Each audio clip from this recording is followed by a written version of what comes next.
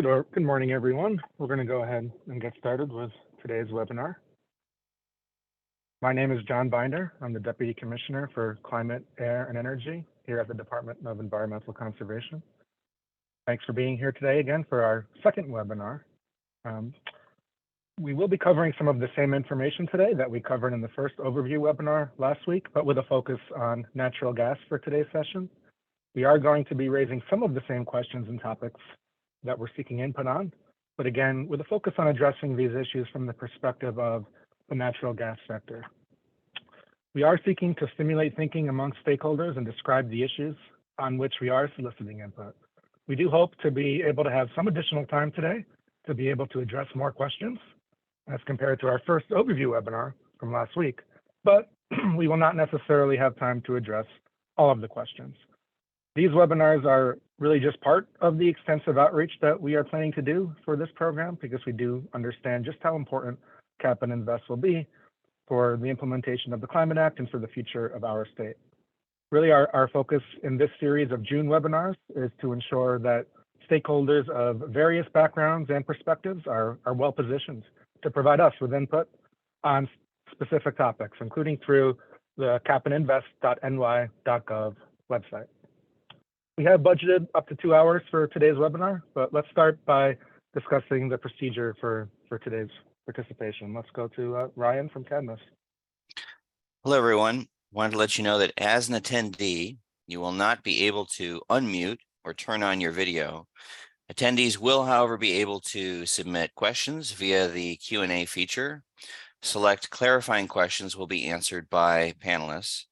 If you are having tech issues and would like help, you can also submit a request via the Q&A feature. We will do our best to assist you. If you can't hear the presentation, you can configure your audio settings by clicking the arrow in the audio box. This will allow you to change the speaker settings. If you're having connectivity issues, you can also press switch audio to phone, and this will allow you to listen to the audio of the webinar through your phone. Today's webinar will also offer live captioning and translation services. You can turn on closed captioning for the presentation at the bottom of the screen. You can also change the language of the captions by pressing the translation to setting. Finally, this webinar is being recorded, and the webinar recording will be posted on the New York State website at capandinvest.ny.gov. And I'll turn it back to John. Next slide, please. Thanks very much. Appreciate you walking us through the meeting procedures today. And really, especially thank you to all of you for joining us today, maybe especially those who'd already joined us last week. Just like with our first webinar last week, we do have several staff members here today from both the Department of Environmental Conservation, DEC, as well as our colleagues and our partners at the New York State Energy Research and Development Authority, or NYSERDA. We are eager to receive your input as we design the details of the state's economy-wide Cap and Invest program to meet the requirements of the Climate Leadership and Community Protection Act, which we'll refer to as the CLCPA or as the Climate Act. But as we did last week, before we do get into the details of the program and some of the specifics that we're seeking input on, we did think it was important to once again provide an overview of this process, the process that we plan to follow for the development and implementation of this program. We want to make sure we continue to emphasize that this series of webinars are just the beginning of the outreach process. And because we are so early in this process of designing the details of this program, this is the time to get input from stakeholders like all of you. But again, while I did mention that we hope to have some additional time today as compared to last week to be able to address some of your questions, we will not necessarily have definitive answers to all of your questions. And really, that is intentional and by design. And that's because at this stage in the design of the program, we have not made final decisions because we want to hear from all types of stakeholders before we finalize the details and the program elements of our Cap and Invest program. So moving on to the next slide.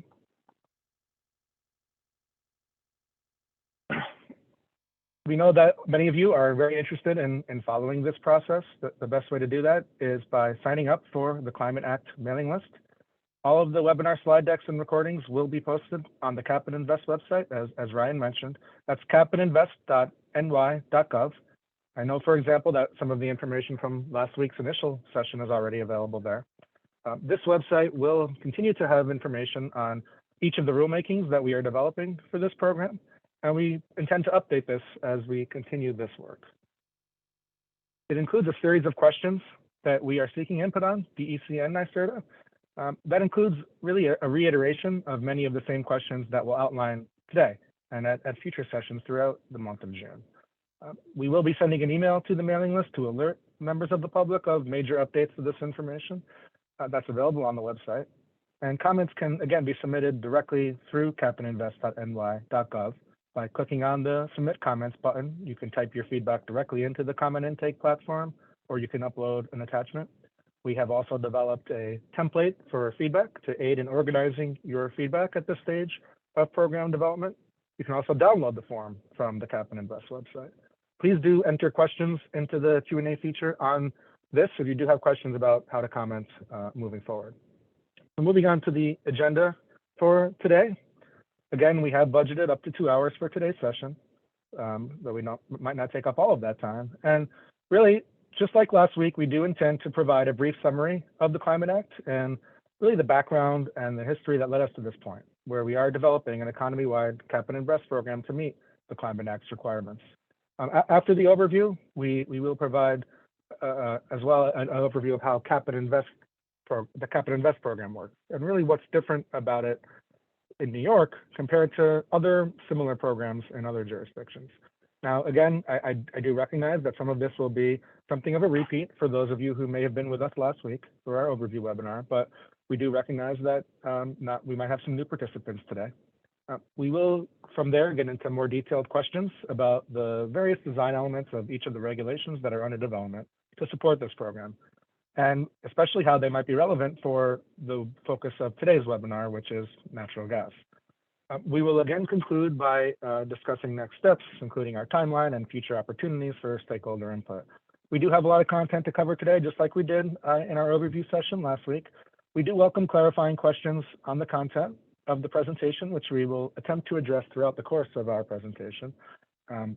We also welcome more substantive questions and input. So we will save our responses for more of these substantive questions to the end of the presentation portion of today's session.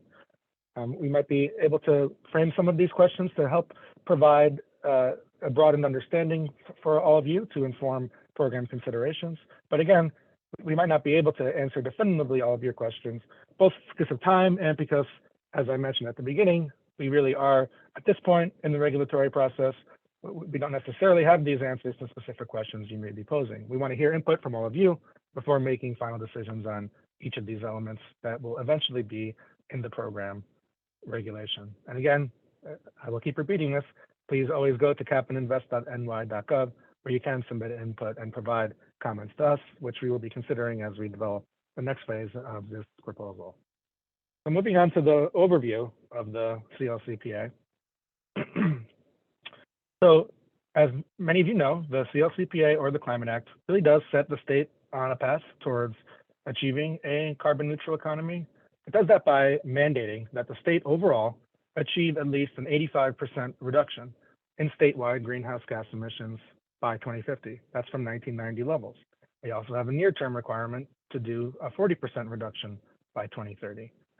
And to help achieve these directives in the law, the Climate Act also mandates that we be 100% emissions-free electricity by 2040.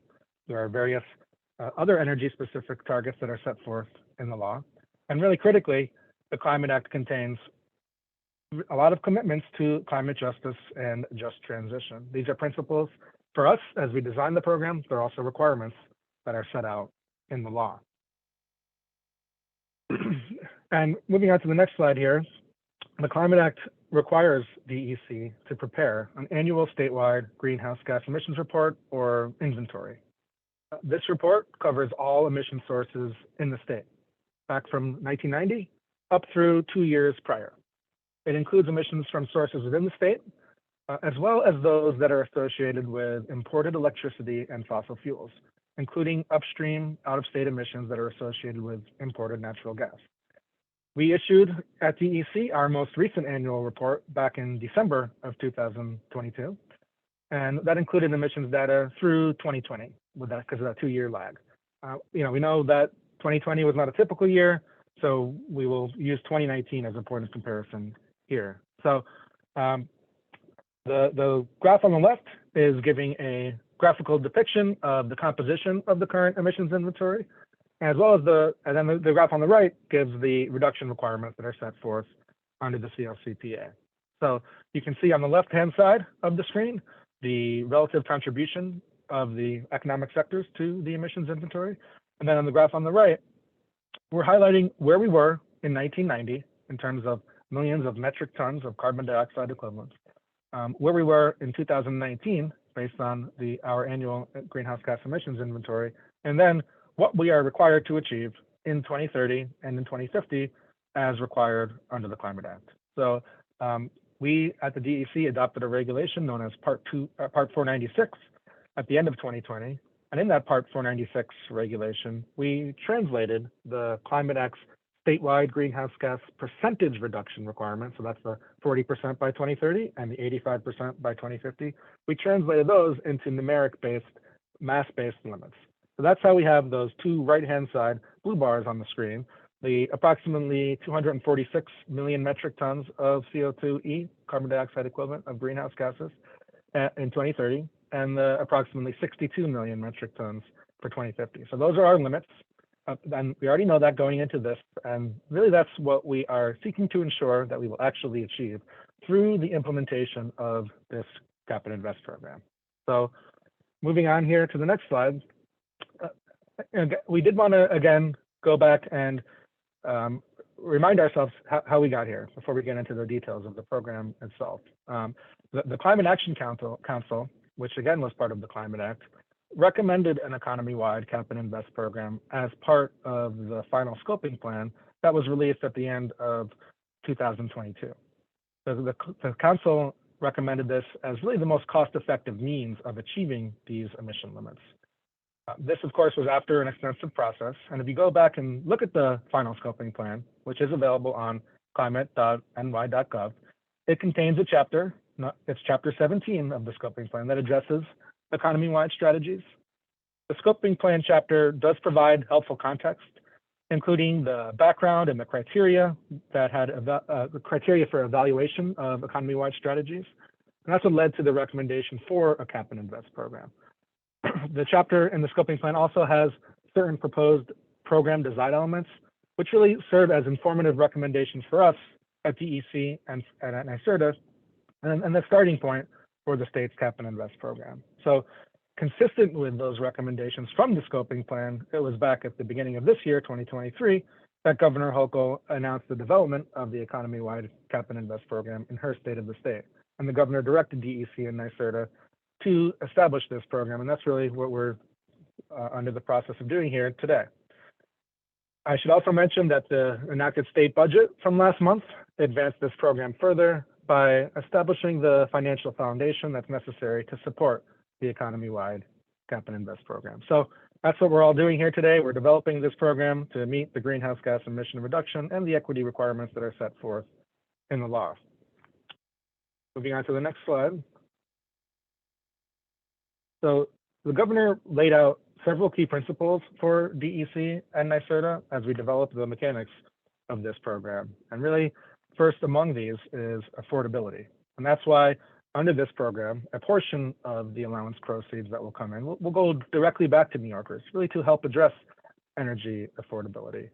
And as part of the state budget that I mentioned was passed last month, this created essentially two pots of money to be used in the future, with roughly a third of proceeds going to back to New Yorkers to address affordability, and roughly 2/3 going to address other means of transitioning to a clean energy economy. In addition to affordability, though, as I mentioned before, another key priority is investing in disadvantaged communities. And so the Climate Act contains a requirement that at least 35%, with the goal of 40% or more of these investments, really benefit disadvantaged communities. And that's going to continue to remain a key principle for us as we seek to address disproportionate burdens on disadvantaged communities through this program. And in addition to affordability and climate justice, other key principles that are guiding our development of the program include climate leadership, which is really about making sure that we are facilitating the ability to link with other jurisdictions that have similar programs, creating jobs and preserving economic competitiveness for the state, and really funding a sustainable future through ambitious clean energy investments. So moving on here to the next slide, one of the primary purposes of this program is really to ensure that we achieve the statewide greenhouse gas emission limits. So we're going to be continuing extensive pre-proposal stakeholder outreach like what we're doing here today through our second webinar here, and then through the series of webinars that we're holding through June. We want to make sure that we are, again, continuing to get this input to help us design the regulatory elements of the proposal. But I do want to highlight the illustrative chart on the right-hand side of the screen, which really shows how the maximum amount of greenhouse gas emissions statewide will decline each year. We already know the endpoints in 2030 and 2050, right? That's the 40% by 2030 and the 85% by 2050 emission reduction requirements that are set forth in the law. But we don't yet know exactly where to begin or what the trajectory or the slope of that downward slope will be. So that's one of the many things that we intend to address through this process. So to explain a little bit more about how a cap and invest program works, a key feature, and this is on the next slide, a key feature of the program is really going to be this legal requirement that large sources of greenhouse gas emissions will have to purchase what we refer to as emission allowances, which is really a limited authorization to emit 1 ton of greenhouse gas emissions. So emission allowances will have to be obtained to cover each ton of greenhouse gas emissions associated with a source's activities. And so in order to comply with the program at the end of a relevant time period, obligated sources will have to provide to DEC emission allowances in a quantity to cover their associated emissions. And this is something that was asked last week. Emission allowances that are provided to DEC for compliance purposes, they are permanently retired. When we use the phrase retired, we do mean permanent, and it means that those emission allowances can never again be utilized by a source to cover a ton of their emissions. And because the overall amount of these emission allowances that we issue is limited or capped, that's the cap part of the cap and invest program, and because it declines every year, that's how we have these legal and regulatory assurances that greenhouse gas emissions will in fact decrease to meet our statewide requirements. And then in terms of the invest portion, when we talk about cap and invest, most emission allowances will be sold by the state through auctions. And that will then be utilized for those 2 different primary purposes that I mentioned before, where a third is going back to New Yorkers to address affordability, and roughly 2/3 is available for other types of investments to help transition to a clean energy economy, which again was one of the key pieces of the state budget that passed last month.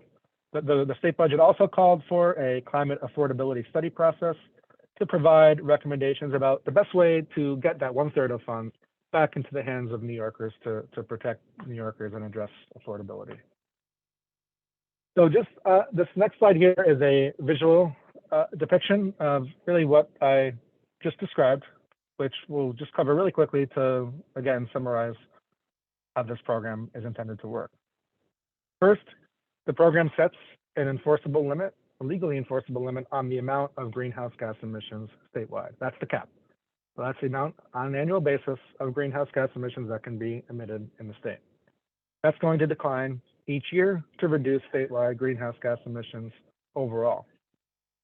Large-scale greenhouse gas emission sources and distributors of heating and transportation fuels will be required to purchase or obtain emission allowances. And these entities will be legally obligated to provide to DEC emission allowances for each ton of greenhouse gases that they emit. And because those allowances will primarily be auctioned by the state, that will result in proceeds from these auctions, which will be utilized for multiple purposes, again, with that roughly 1/3, 2/3 split in how the investments are utilized. And finally, really always at the top of our minds, as we will continue to emphasize, as we design this program, we want to make sure we are prioritizing frontline disadvantaged communities. We know that these communities have long suffered from pollution as a result of environmental injustice, and so we want to make sure that we design this program to help address emissions reductions. And that's going to be through the investment portion of the program, as well as through the cap portion and how we design the program, as we'll get into a little bit more later. So with that background and overview of the program, I did want to reiterate a few items before I turn it over again to our expert staff team that are really leading the details of the program development. So this is on the next slide about greenhouse gas emissions reporting. While the state does issue an annual statewide greenhouse gas emissions inventory report, again, as we described previously, this is really an overall inventory or estimate of statewide emissions. And so it does not always include the type of specific information that's reported by certain individual sources of greenhouse gas emissions. And so because not all individual sources of greenhouse gas emissions are currently required to report emissions to DEC, we think that additional reporting requirements are necessary to support a cap and invest program. To implement a cap and invest program, we do expect that certain of these sources will be required to report emissions to DEC. We think it's highly likely that the number of these reporting entities will be greater than the number of entities that have an allowance compliance obligation under the cap and invest program. We think this is necessary to support the integrity of emissions allowance determinations, to support the integrated reporting platforms for multiple programs, and really to help identify and inform future regulatory or other actions that we want to take to continue our progress in implementing the Climate Act. Moving on to the regulatory framework, to implement the inner workings of New York's cap and invest program, which I know people were happy to hear. We coined another acronym at our last webinar, which is NYCI, which stands for NYCI, New York's Cap and Invest Program. Well, many of us will use NYCI as shorthand to refer to this program. DEC and NYSERDA are working to develop 3 parallel regulations. First will be this DEC regulation that will impose mandatory reporting requirements, as we just talked about on the previous slide. The second DEC regulation will set forth requirements for sources to comply with the cap and invest program through providing allowances to cover emissions. And the last will be NYSERDA's regulation that sets forth the details for the allowance auctions and market participation. So taken together, these 3 regulations will serve to ensure that the state meets the statewide greenhouse gas emission limits that are established in the law, and that we do so in a manner consistent with the Climate Action Council's recommendations from the scoping plan, the governor's principles that Governor Hochul laid out for us, and also the disadvantaged community principles that we also have highlighted. And before I wrap up with just a couple of more slides here, I did want to, again, highlight some distinguishing elements in the NYCI program development. While other jurisdictions have established cap and invest programs to reduce greenhouse gas emissions, New York's program scope is not identical to other programs, and we don't necessarily intend our program to be identical to those other jurisdictions. We did want to highlight, and again, this is another question that we know came up last week in our overview webinar. When we are referring to these other programs, whether that's California's program or Washington State or even the Regional Greenhouse Gas Initiative, RGGI, of which New York is a participant, we want to make sure we are keeping in mind and reminding everybody that these are not intended to be exclusive. These are not the only programs that we are considering as we design this program. But one key distinguishing element of the NYCI program compared to all these other programs in other jurisdictions is that our program really is intended to cover all statewide greenhouse gas emissions as defined in the Climate Act, as well as in the Part 496, that emission limit regulation that established the amount of million metric tons in 2030 and 2050 that the state can emit, and also in our annual greenhouse gas emissions inventory. So this primary feature of the program that I'm highlighting right now is really being considered to ensure that the program is truly economy-wide. And that's really this designation of what we call obligated and non-obligated emissions. This was a concept that was initially proposed through the Climate Action Council process and in the final scoping plan, and is again described in that Chapter 17 of the scoping plan, if you're interested in looking at some additional material. So, but we do recognize that this concept and this distinction of obligated versus non-obligated emissions is somewhat new and somewhat complex. So we do welcome clarifying questions on this point in particular. But again, under NYSERDA, both emissions types, meaning first, the so-called obligated emissions, and second, what we refer to as non-obligated emissions, both of these pieces will be covered by the NYSERDA program. In other words, all emissions must be accounted for under this program and with the NYSERDA emissions cap. That's going to help ensure that, again, that the program is truly economy-wide and that the state meets the emission reduction requirements. So obligated emissions and sources would have to surrender allowances for each ton of their emissions, similar to requirements that we see in other cap and invest programs.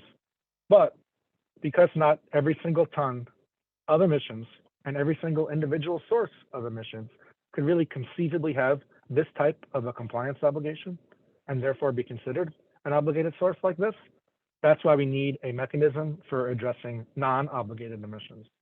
So non-obligated emission sources or sectors would still have their emissions calculated and allowances retired on their behalf by the state, but they would not have this compliance obligation of providing emission allowances to us.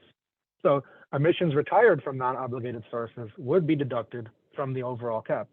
In other words, and again, to reiterate what's something that came up last week, these allowances would be permanently retired and they would never again be available in the system.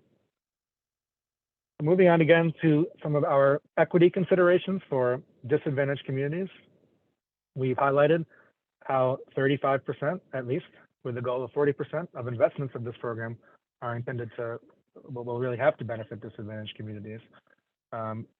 We do expect that this program is going to equate to significant and much needed financial resources for disadvantaged communities, including for pollution reduction strategies that we think might be born out of the ongoing statewide community air monitoring initiative, which is something that DEC is also working on under the Climate Act. But really, in addition to the investment side of the program, we want to make sure we also get feedback from all of you about any additional regulatory mechanisms that we should consider on the cap side of the program to help ensure that emission reductions also occur in disadvantaged communities. This program is focused on reducing greenhouse gas emissions, but we are also cognizant of co-pollutant emissions. And really, as laid out in the scoping plan, in order to maximize one of these key principles of affordability, we do anticipate that NYSERDA will include some amount of emission allowance trading, just as we have seen in RGGI and in other jurisdictions existing cap and invest programs. We know that that's something else that had a lot of questions and input on our first webinar. The final scoping plan did, however, also highlight potential mechanisms for DEC to consider. Again, really subject to ongoing engagement with environmental justice and other stakeholders, but other mechanisms that we can consider to ensure that emission reductions occur in disadvantaged communities as well as statewide. And so one of those examples that's discussed in the scoping plan are potential limits on trading of allowances for sources that are located within disadvantaged communities, or requiring additional allowances for sources that are located within disadvantaged communities. So we just wanted to take this opportunity to, again, remind folks of going in. Our intent is that there will be some emission allowance trading under this program, but there could be some limits as discussed in the scoping plan, and this is something that we want specifically for disadvantaged communities, and this is something that we definitely want to hear from you all about as we go through this process. So with that background, I think now I would like to turn it over to Sarah Osgood to see if there are potential clarifying questions before we turn it over to Ona Papageorgiou. Thanks, John. We do have several clarifying questions that we'll take now, as well as more substantive questions that we can take towards the end. But in terms of the clarifying questions for now, is DEC working on sectoral emissions limits independent of cap and invest? Not something that we are working on now. We certainly intend that there could be other regulations that address specific sectors, but this would be the primary program to ensure achievement of the CLCPA emission limits. Thanks, John. Next question, does the CLCPA cover New York City, or is it superseded by local law 97?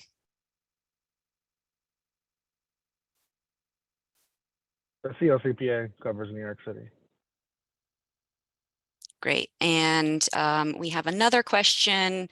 Not necessarily specifically for you, John. I can probably handle this, but there's a question about the investment, the 30% that would go back to consumers, and understanding what it's for. So just to clarify, 30% of the revenues from the program would be to support households to offset the costs of the program.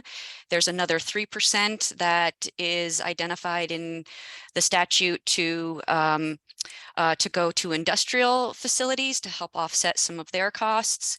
And then the balance is really what would be slated to help achieve the Climate Act emissions reductions, the just transition, and our equity targets. So that could include things like heat pumps, energy efficiency, industrial decarbonization, and more. That looks like all the clarifying questions for now, but just as a reminder, we will make time at the end of the presentation to answer some more of the substantive questions. We're just trying to answer some of the clarifying questions to make sure folks can adequately follow along during the presentation. So with this, I would now like to turn it over to Ona Papageorgiou, Chief of the Mobile Source and Climate Change Planning Section in DEC's Division of Air Resources. Ona? Thank you, Sarah. So John has shared a lot of background and context, which is important for us to jump off from. And one overarching concept is the understanding that the NYSERDA program is intended to be truly economy-wide. The next step for our first steps is deciding where to begin. We decided to look to our sister agencies and other jurisdictions. The scope of New York's program will be more encompassing than other jurisdictions. So we're seeking input on what elements of those other jurisdictions' programs can be leveraged for use here in New York.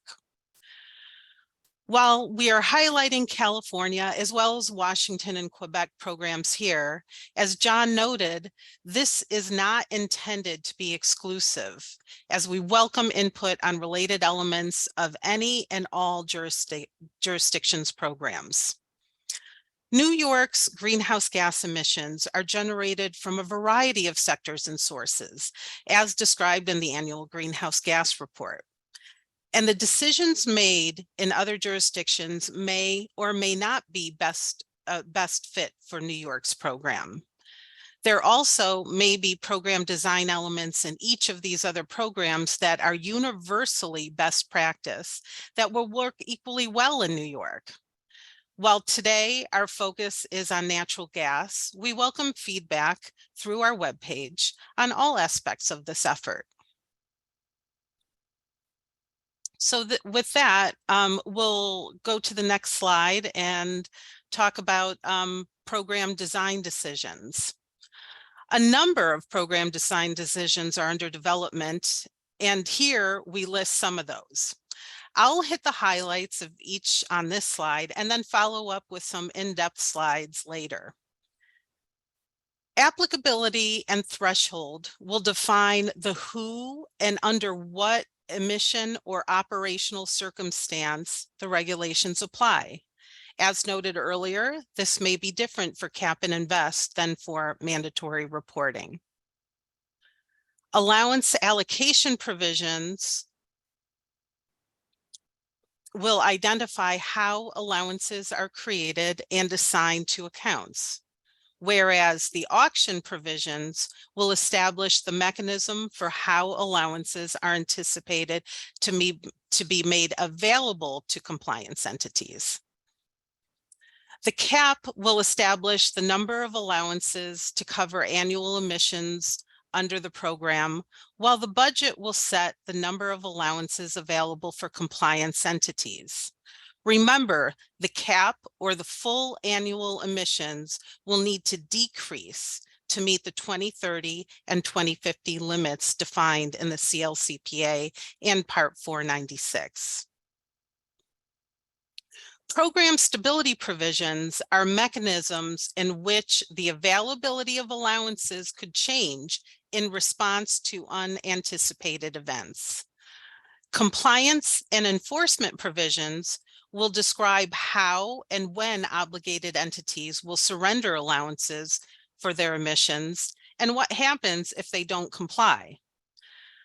Lastly, reporting and verification provisions will establish the emission reporting and verification requirements for the program. Now let's dig a little deeper in the next slides with each of these design elements. So I hope you guys are all ready because I'm about to pepper you with a bunch of questions. For Cap and Invest, for this first Cap and Invest design element, applicability will explain which sources may or may not have to obtain and surrender allowances under a Cap and Invest program. Thresholds establish when the program applies, and this may be determined by emissions level or operational criteria. Different applicability and thresholds may apply to different source sectors. Throughout the rest of this presentation, we're trying to remain focused on considerations related to emissions associated with natural gas. Certain specific examples may be given. This is not an indication that these are the only issues we want to hear from you about. Additional considerations about emissions and operational criteria not specifically identified are welcome. In addition to the general definitions provided here, the state would like feedback on which level to set the applicability of multiple sources. Should it be at the facility level or at every emission point? Facility level could mean an entire building or plant under contiguous common ownership. Thresholds calculated from combustion would include upstream, out-of-state process, vented, and fugitive emissions.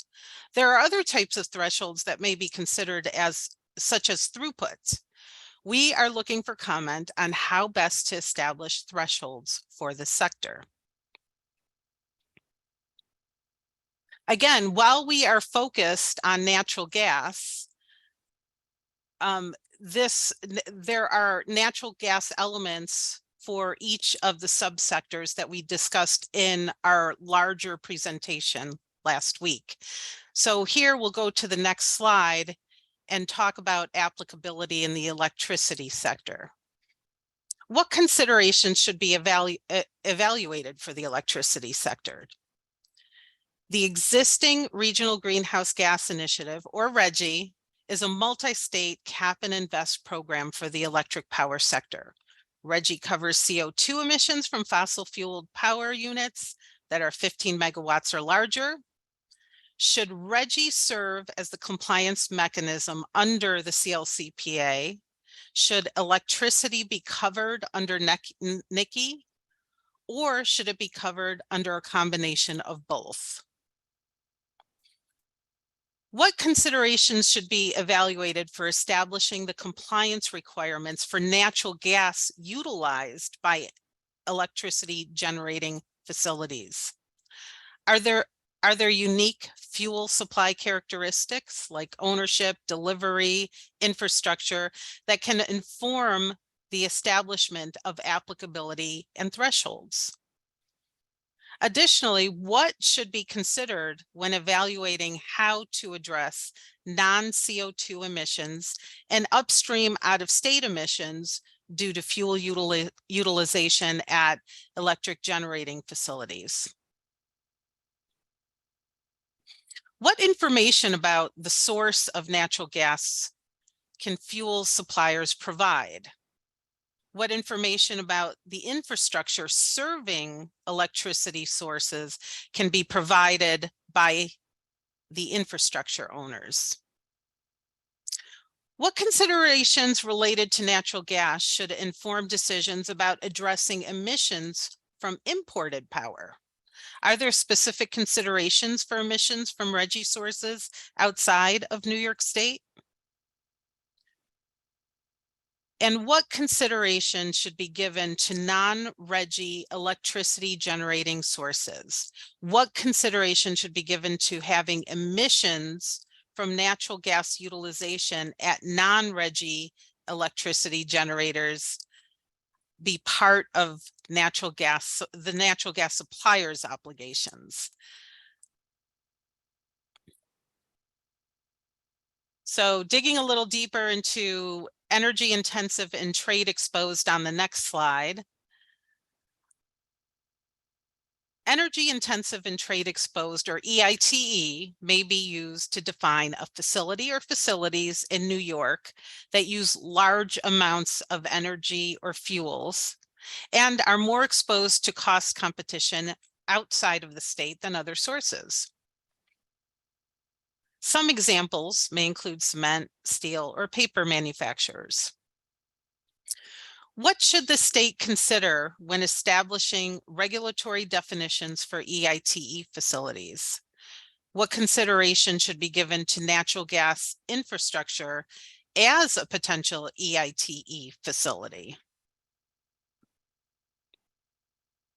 What should be considered when establishing thresholds for potential EITE facilities, and which emissions should be compared to this threshold? Combustion emissions are the result of burning fuels. Upstream out-of-state emissions are the emissions associated with the production and transportation of fossil fuels used in New York. Process emissions are created from non-fuel combustion operations at the facility. Examples may include carbon dioxide emissions from combustion or methane emissions from venting.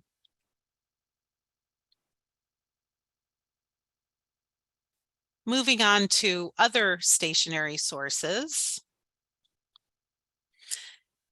In determining applicability, what consideration should be given to emission sources at large commercial and residential buildings that combust fuels for water or space heating and do not have process emissions? What should be considered when determining if the facility or large stationary sources, we're referring to them here, or the fuel supplier should have the allowance, who should have the allowance obligations for the combustion and upstream emissions? Should there be considerations for facilities which receive fuels by interstate pipeline? Should these considerations be separate from fuel purchased from other fuel suppliers?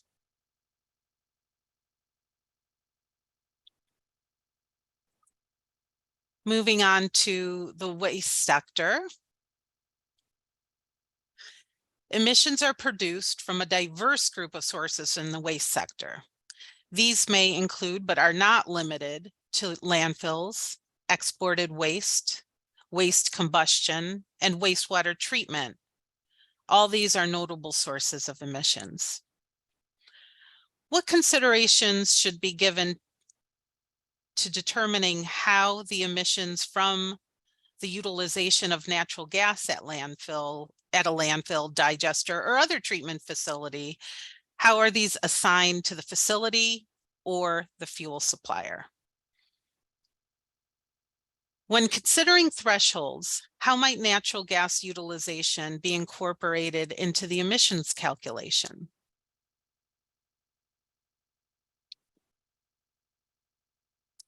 And speaking of fuel suppliers, we'll go on to the next slide.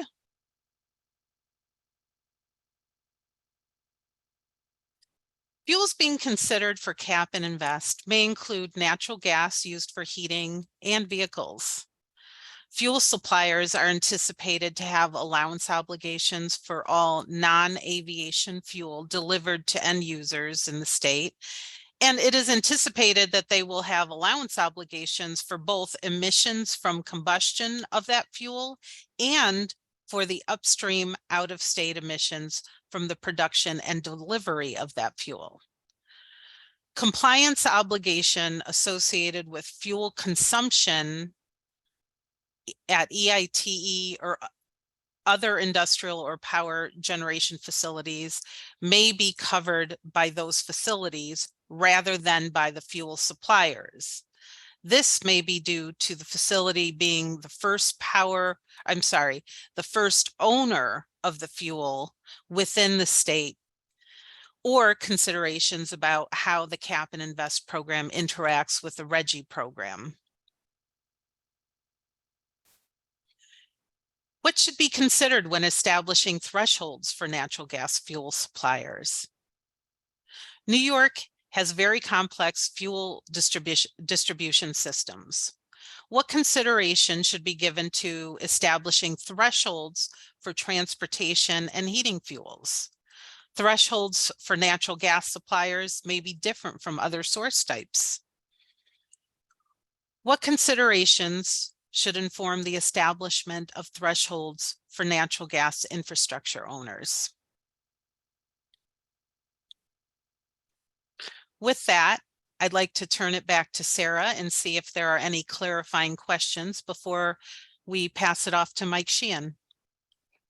Yes, we do have a couple clarifying questions. The first one, can you provide a basic definition of obligated versus non-obligated resources? We don't have formal definitions prepared yet, but what I can do is provide what John had discussed on his slides. If you can bear with me for one quick moment.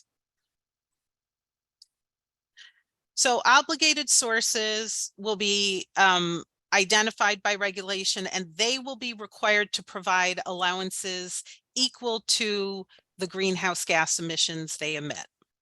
Non-obligated sources will contribute to the greenhouse gas emissions. Non-obligated sources emissions will be accounted for in the overall cap, but allowances will be retired by DEC. Now, if the question is with respect to outlining exactly which sources are obligated and not, we are seeking feedback for that answer. Great, thank you. We're also getting several questions about the questions that we're asking here and the availability of these questions. So just to reiterate, all of these questions are available on the Cap and Invest website at capandinvest.ny.gov. There you can also click on the meeting and events tab, and you can see the webinars that we have scheduled, as well as that's where we'll be posting both the slides and the recordings of the meetings once they have completed. So just wanted folks to be aware that that is the case. And as a reminder, we'll also be answering more of the substantive questions more directly related to natural gas towards the end of this webinar. And with that, I'd like to hand it over to Mike Sheehan, Director of the Air Quality Planning Bureau in DEC's Division of Air Resources, to describe some of our starting points for consideration and describing some of our key program design decisions. Mike? Thanks, Sarah. To build off of what you've already heard, I'm going to dive a little deeper into program elements, beginning with the allocation of allowances. Once we've established the compliance obligations, we will need to determine how to allocate allowances under the program. Before an allowance can be turned in for compliance, the allowances must be generated by the state and distributed to the market. We anticipate the primary mechanism for allowance distribution under NICI will be through auction. In addition, set-asides may be established for the distribution of allowances to EIT sources, and separate set-asides established to support allowance retirement by the state for non-obligated sources or sectors. As explained earlier, and to clarify some questions we received during our initial webinar last week, retirement means allowances are permanently deducted and never again available in the marketplace to cover emissions. The total allowances generated by the state in a year is anticipated to equal the cap. Our first question under allowance allocation: should other methods of allowance distribution be considered. Moving on to the allowance cap. Next slide. The allowance cap establishes, as John had mentioned earlier, the overall emission limitations of the program and will be designed to align with the Climate Act emission limits in 2030 and 2050. In setting these limits, we will need to determine the starting year and starting cap level of the program. As John mentioned again, the current greenhouse gas inventory is generally published 2 years after the end of the inventory year, 2020 having been published in 2022. Should this information be used to set the starting cap at the most recent inventory emissions levels? Should we consider an average of emissions over multiple years, or should the cap be informed by available data trends or analysis? Should we consider other options for the natural gas sector? Moving on, no, not yet. Lastly, in determining the cap decline from the starting point to the CLCPA emissions, as was demonstrated in the one slide with the slope, should we consider a linear trajectory, or should reductions be aligned with the step down period that might better reflect the timing of other emission reduction strategies? To build off of the response you just received from Ona, on the next slide, we'll dive a little deeper into non-obligated sources. As mentioned earlier, to ensure this program is truly economy-wide and to ensure achievement of the Climate Act statewide emissions limits, in addition to obligated sectors such as natural gas being discussed today and the associated requirements mentioned above, the state will need to retire allowances for all non-obligated emission sources and sectors. Ensuring that these emissions are estimated accurately is important. To address non-obligated emissions, the state is considering the establishment of set-asides, a set-aside or set-asides that would include calculation methodologies in addition to language on when and how the allowances for non-obligated emissions are to be retired.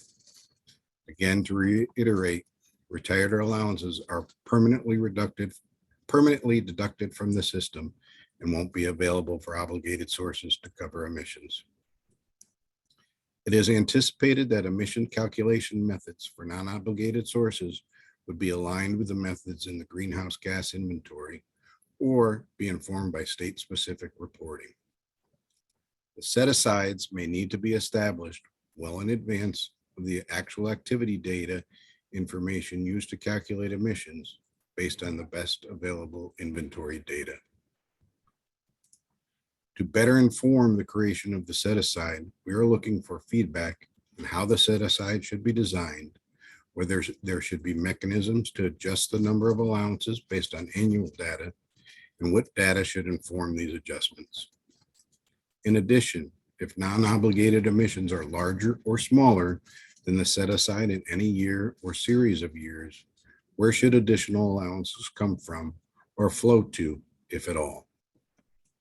Lastly, what consideration should there be on timing the retirement of non-obligated emissions compared to the compliance deadlines for obligated sources? On the next slide, we'll go into the allowance budget. As noted earlier in the presentation, the allowance budget set the number of allowances available for compliance entities. It represents the total available number of allowances for sources to acquire at auction or through direct allocation from a set-aside. Non-obligated allowances, while covered under the economy-wide cap, would not be part of the allowance budget. These allowances would be retired by the state and come out from under the cap. The annual cap is the sum of non-obligated allowances plus the allowance budget in any given year. While we discussed on the next slide in our previous presentation, program stability mechanisms will be important to all obligated source categories. So we're going to go into a deeper dive there. Program stability mechanisms could be incorporated into the program to add or remove allowances under certain market conditions and used to establish criteria for holding those allowances. A cost containment reserve, if established, could be designed to provide additional allowances at an auction if the price becomes higher than anticipated. What information should be used in the determination of the price that additional allowances become available? Where should these allowances come from? A tranche of allowances under the cap from future years? Should there be multiple price tiers? What information should be used to determine how large a CCR could be? Should it be set as a percentage of the cap or budget, a modeled amount to meet specific price point? And we're looking for your feedback. An emissions containment reserve, if established, would withdraw a number of allowances at auction if the price fell below a specific value. What should inform the determination of this price point? Should the ECR be the same size as the CCR? Should the design mirror the design of the CCR? As John mentioned earlier, as part of most cap and invest programs, banking refers to a retainage of allowances by market participants beyond their near-term compliance needs. There may be a variety of economic or planning decision sources or market participants take to decide if they maintain a bank of allowances. What information should the state consider when determining the impact of banking on the program? A banking adjustment could remove allowances from the future auctions. Should a banking adjustment be considered? If so, what considerations should go into establishing a banking adjustment, and what should trigger a bank adjustment? Moving on, for obligated sectors, there will be a complete compliance process. Compliance under a cap and invest program refers to the surrendering of allowances for retirement for each ton of emissions from a source. A multi-year compliance period may offer flexibility to sources needing to acquire allowances to cover emissions fluctuations when compared to a single-year compliance period. In this example, at the end of a multi-year compliance period, all 3 years worth of emissions would have to be covered by allowances at the end of the 3rd year. An option to consider, similar to RGGI, is that during the preceding 2-year period of a 3-year compliance period, part of the emissions would have to be covered in what is called an interim year compliance obligation. If a multi-year compliance periods are utilized, what percentage of emissions should have a compliance obligation in the interim year? What information should be considered when establishing the compliance date? Should the compliance date be the same for all emission sources? Should any consideration be given timing the compliance date in auctions? And is there a need for substantial time between reporting deadlines on the compliance date? My last slide, I'm going to touch on enforcement and compliance mechanisms. Enforcement and penalties are key components of any regulatory program and would be utilized in a cap and invest context when a source fails to surrender the necessary number of allowances to cover their emissions. What should be considered when establishing penalties for this program? Should monetary and the surrender of additional allowances be considered as penalties? How might these different types of penalties be structured? And with that, I'll pass it on to Sarah before we move on to the next presentation. Thank you, Mike. We do have several clarifying questions. So first, how is NYSERDA truly economy-wide if a significant portion of the market is non-obligated and their share of allowances are just retired? How is that different than just exempting portions of the economy? Well, the cap is economy-wide and declines over time. All emissions under a cap, if some emissions won't have an obligated source obtaining allowance for them. So basically, As the cap declines, and we'll use a rough example, say the cap is 100 and obligated sources are required to cover 70. The non-obligated portion of 30 would be retired on the state, ensuring that the entire economy is captured in that retirement at the end of each compliance period. Thank you. Next question. Can you say more about how you imagine compliance obligation in buildings, how that would work and how it would change compliance how that would change compliance obligations of fuel suppliers? Sure.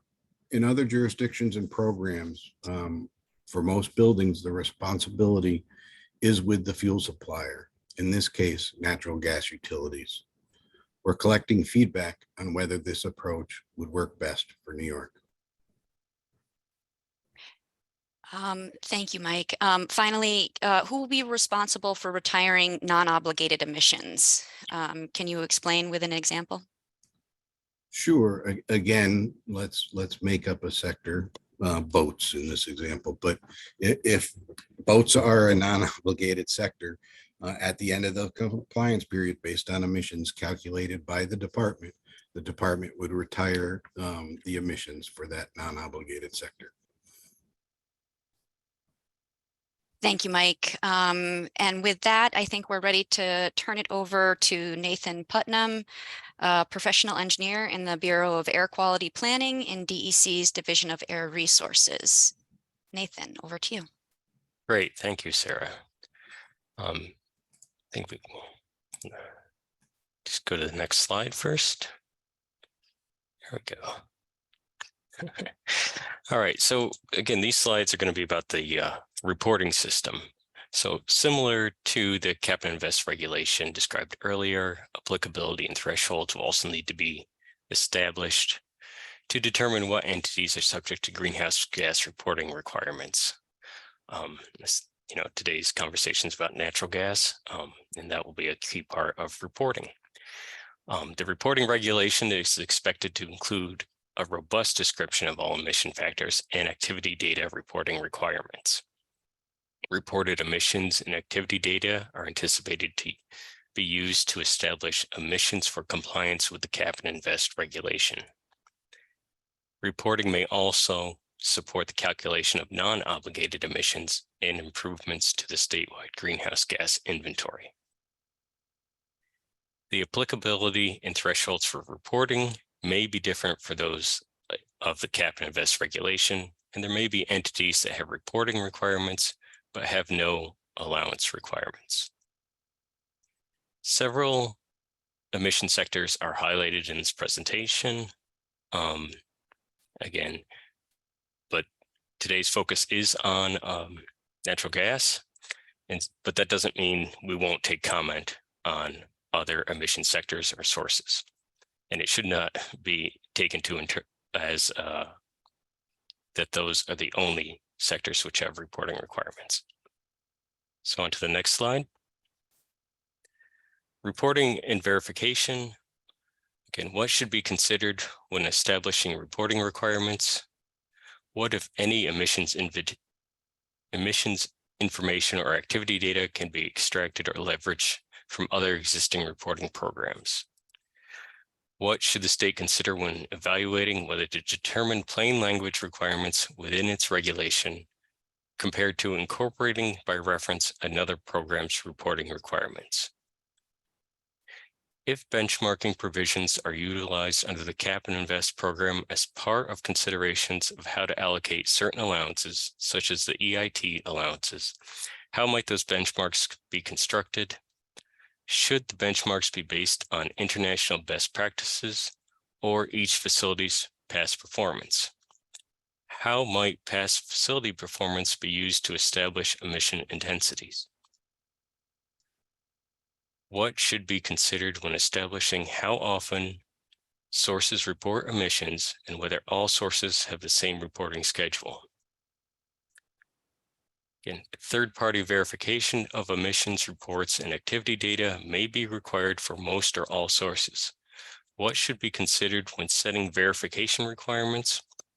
How might thresholds or compliance with the cap and invest regulation be used to determine the verification requirements? Again, how often should emission reports and activity be verified, and what considerations should inform that timing? What steps should be taken to ensure emissions verifiers understand the particular requirements of the NICI program and have the capacity to responsibly verify emissions? Should verification training be provided, or is an application for accreditation sufficient mechanism to ensure verifiers understand the program requirements? On to the next slide. As described earlier, the EITE concept may be used to define a facility or facilities in New York that use large amounts of energy or fuels or are more exposed to cost competition outside of the state than other sources. Applicability in the reporting regulation is anticipated to be similar to applicability in the cap and invest regulation for EIT sources. What should be considered when establishing emission thresholds for reporting at these facilities? Is there value in identifying EIT facilities that have emissions below a cap and invest threshold? Lost my light. Combustion emissions upstream, out-of-state emissions, and process emissions are anticipated to be reported by the facility. What operational or production data should be reported and utilized to support allocation of EIT allowances and compliance with the cap and invest program? How should fuel suppliers identify emissions associated with EIT facilities? And what considerations should be given to having both the EITE facility and the fuel supplier report emissions and activity data related to the fuel utilization and supply?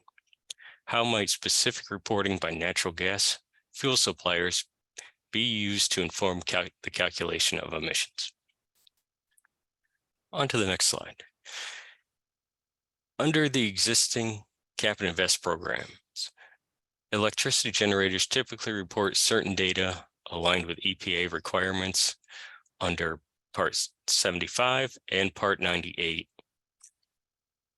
To align with the requirements of the NICI program, how should electricity generators, RGGI source units, report their emissions and fuel utilization, including natural gas fuel utilization? And what consideration should be given to utilizing data from one or more of the existing reporting programs to support the New York greenhouse gas reporting requirements? Are there unique considerations which should be applied to natural gas fuel suppliers so that they can inform emissions calculation at an electricity generation facility? Upstream, out-of-state emissions are anticipated to be identified through fuel utilization reporting at the facility level. How should considerations of potential differences between a RGGI source unit fuel utilization and a facility fuel utilization be incorporated into the reporting requirements? What considerations should be incorporated into the reporting regulation to allow fuel suppliers to identify fuel delivered to RGGI sources? How should the reporting regulation incorporate facility identification of its fuel supplier? What should be considered when evaluating reporting requirements for imported power?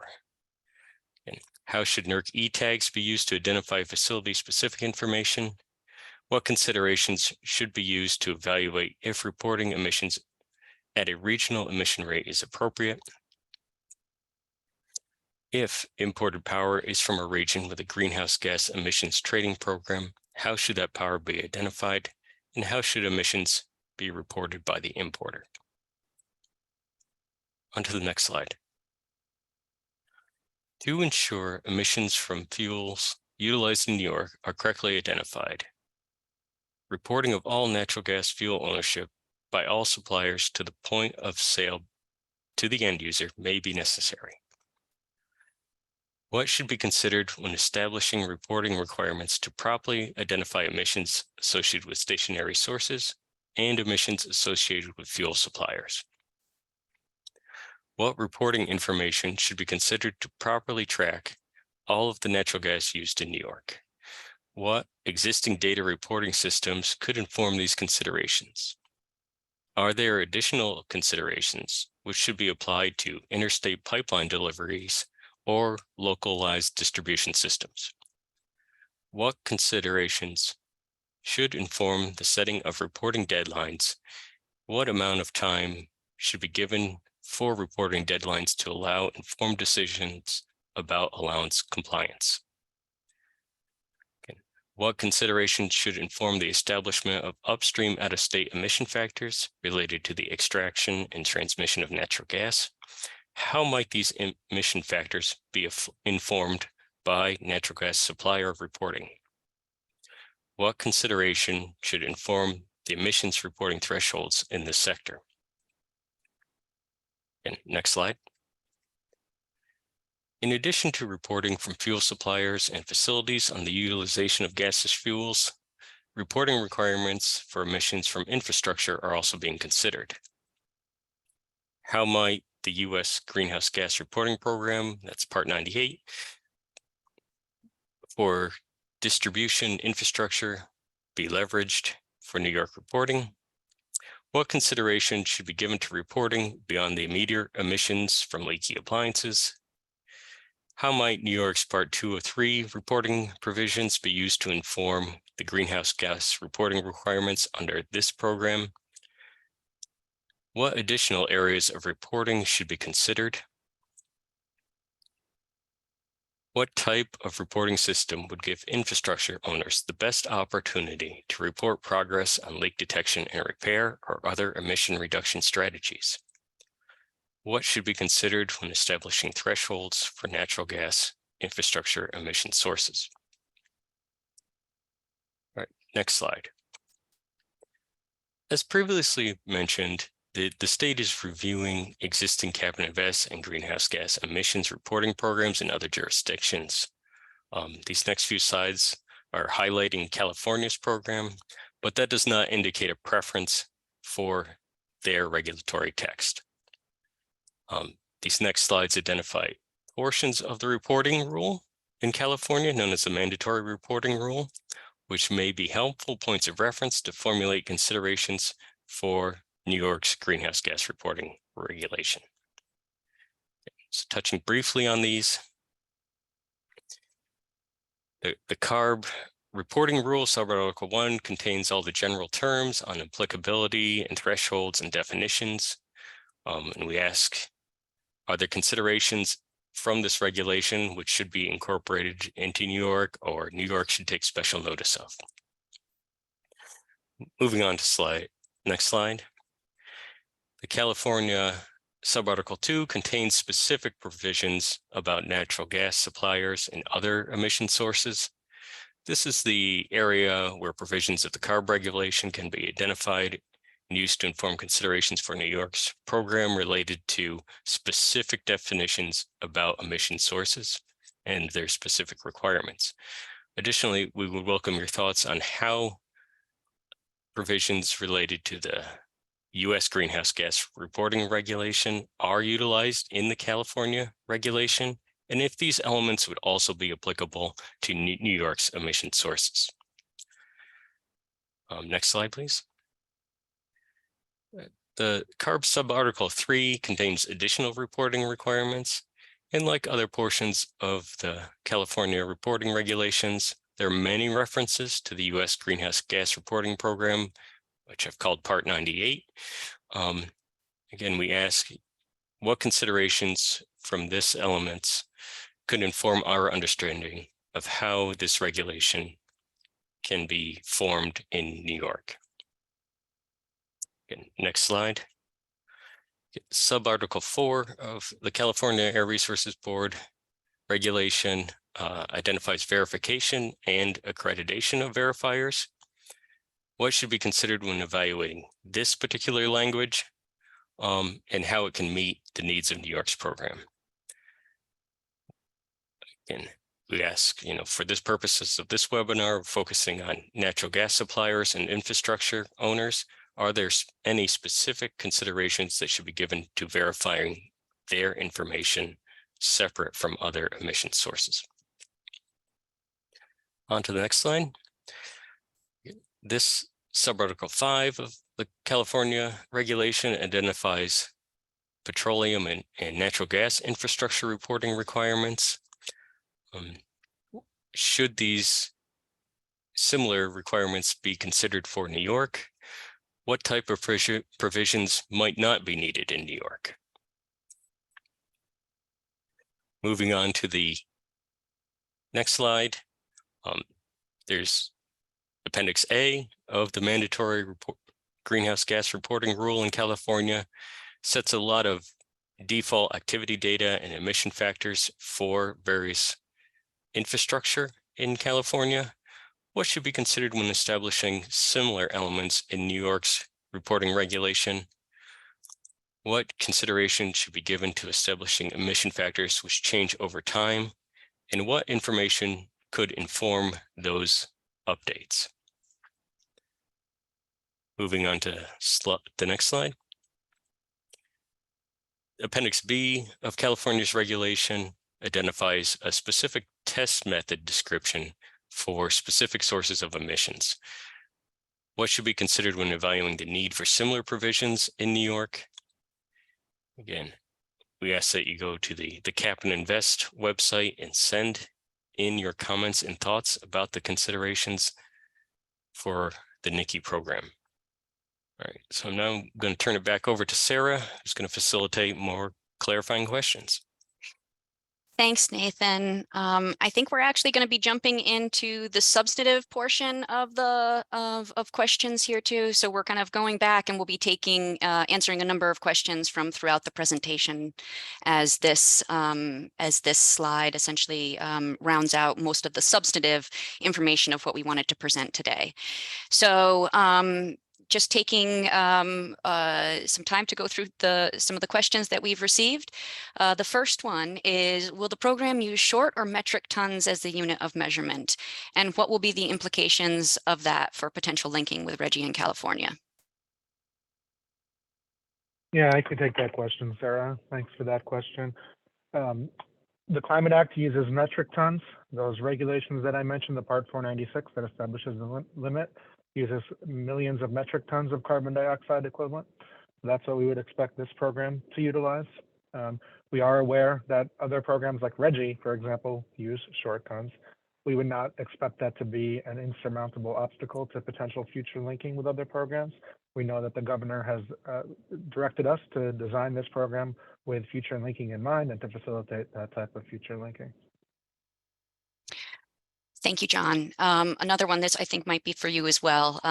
Does the program allowing offset projects or greenhouse gas offset credits as a means to meet compliance obligation allowances?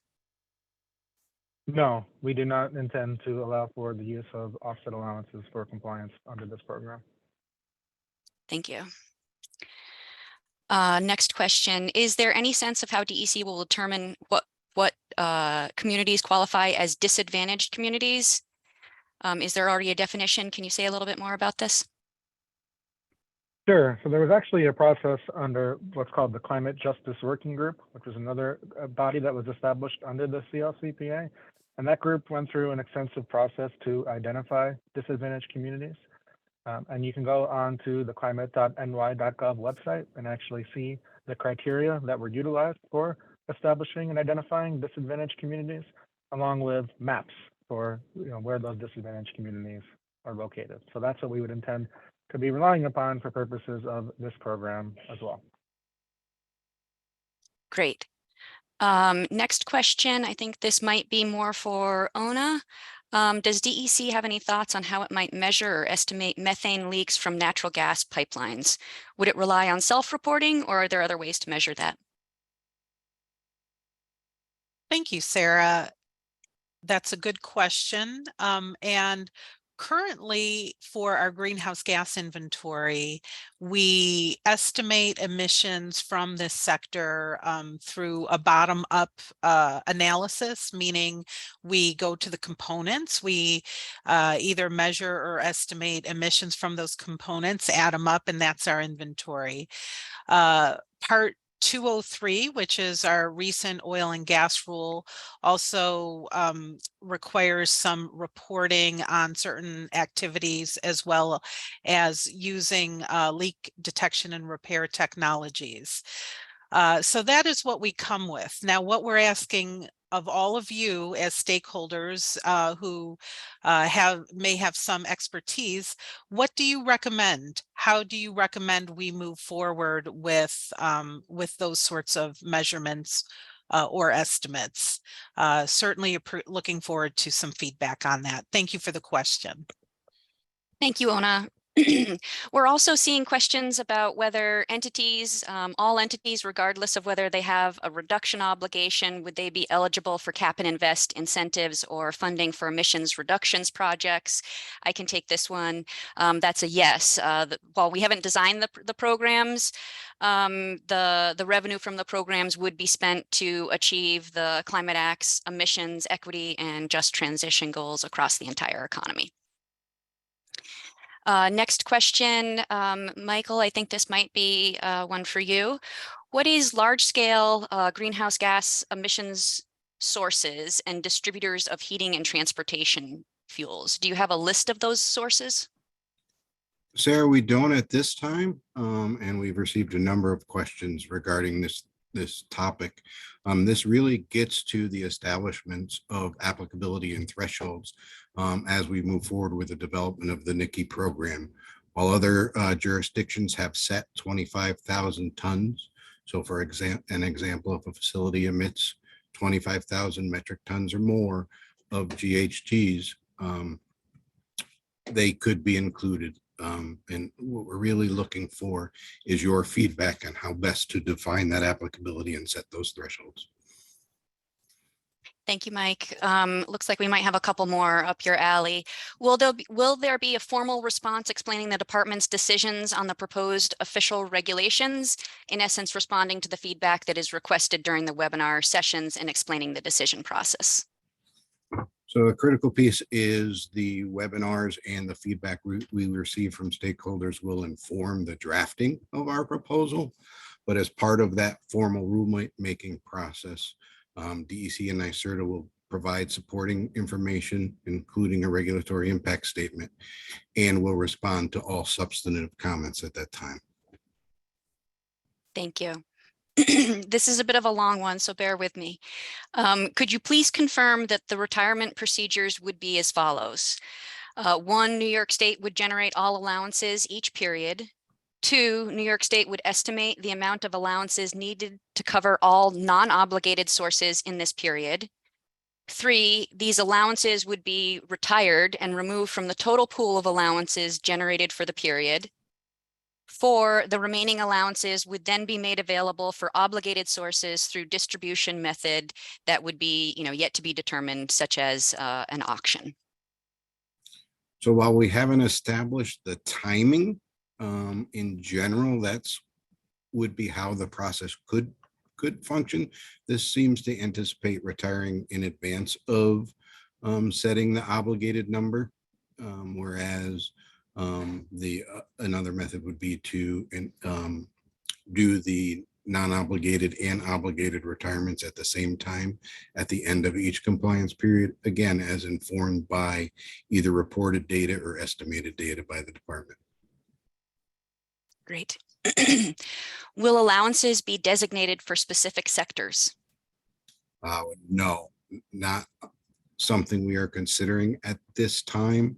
Obviously, if we establish set-asides for EITE, those set-asides may establish criteria based on a specific sector, but that's something, again, we're looking for feedback from all of you on. Thank you, Mike. The next question, I think, excuse me, might be for John. How will the program work with an expanding economy and growing energy needs and usage? Won't that grow greenhouse gases, and how would the caps be adjusted to take that into account? Thanks for the question. The Climate Act's requirements, the targets, are based on 1990 emission levels, and those emission levels that are set forth in the law are really set regardless of the state of the economy, but I think it's important to keep in mind that even as New York's economy has continued to grow, our emissions have declined. And the NICI program really would ensure that we continue this and achieve the Climate Act targets in the most cost-effective manner. And I think that's why, one of the reasons why the Climate Action Council did recommend a cap and invest program as the most cost-effective way for ensuring that we actually achieve these emission limits, really regardless of what happens externally outside of the program. Thank you, John. Give me a second to just see if there are additional questions. I think that might be it.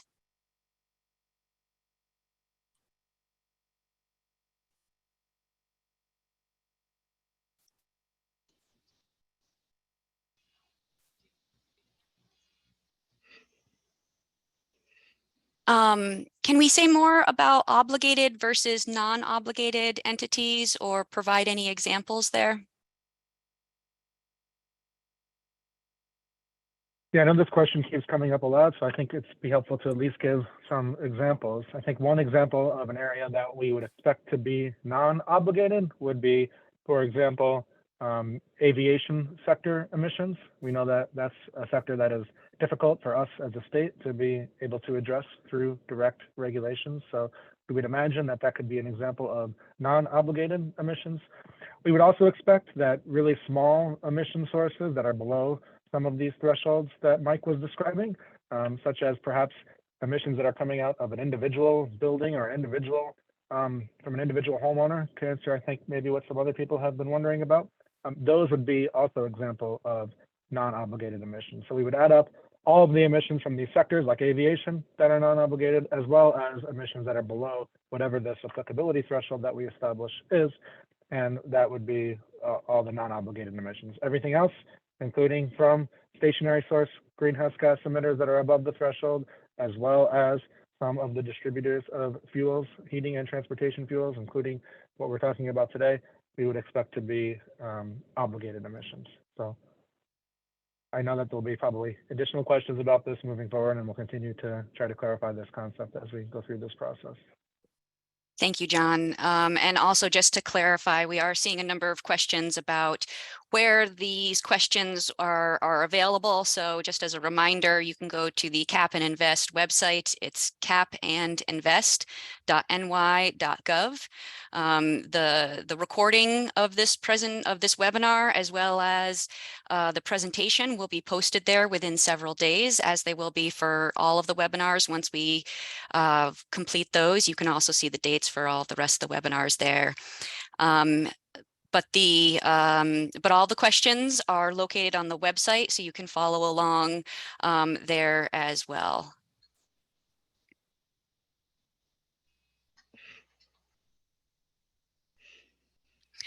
Also might be worth noting that when you do take a look at the website there, some of the questions, it's basically an accordion structure. So you might need to click on the heading to have the questions show up underneath that. So just so you're aware of how to actually see those questions on the website. And with that, I think we are at the end of our more substantive questions here that we're able to answer at this time. And so I'll now hand it over to Joe Berman, Senior Advisor of Strategic Partnerships at NYSERDA, to close us out with some reminder information. Joe, Thanks over so to much. you. No, thanks so much, Sarah. Can you hear me okay? Sure can. Excellent. All right, so thanks so much. Good afternoon, everybody. As Sarah said, my name is Joe Berman, and I'm the Senior Advisor of Strategic Partnerships for NYSERDA. So this brings us to the end of what we wanted to present here today. We shared this timeline at the top of the webinar, but want to show it again as a reminder of the process before us. This was the second in a series of webinars to outline potential elements of New York's Cap and Invest program and identify specific areas where stakeholder feedback would be especially valuable. We're planning 2 rounds of pre-proposal outreach. Input received in this first phase of outreach and engagement will be used to inform development of a draft regulatory proposal. We will then seek a second round of feedback prior to formally issuing the draft regulatory proposal for formal public input. The formal public comment period will include public hearings and additional opportunities for stakeholder input. Final regulations would address the formal public comments. Following finalization of the regulations, mandatory reporting, compliance, and allowance auctions would begin. If you could move the slide, please. So as Sarah said, this is the second in a series of 7 webinars we'll be holding this month to help prompt feedback on program design elements that the state should consider in development of these regulations. Please join us again on June 8th from 1 to 3 p.m. for our next webinar, which focuses on liquid fuels. It's been said many times over the course of this event, but just to reiterate, all of these webinars will be recorded and posted to capitaininvest.ny.gov website. Any additional events will also be posted to that website as well. If you could advance the slide, please. Thank you for attending today's webinar. We encourage you to provide feedback to inform the regulations development, and you can do so by heading over to capitaininvest.ny.gov and look for the Submit Comments button. We are also accepting written feedback. You can send that to the Bureau of Air Quality Planning, New York State DEC, Division of Air Resources, 625 Broadway, Albany, New York, 12233. If you could advance the slide, please. This concludes today's webinar. Thank you again for joining us for this event.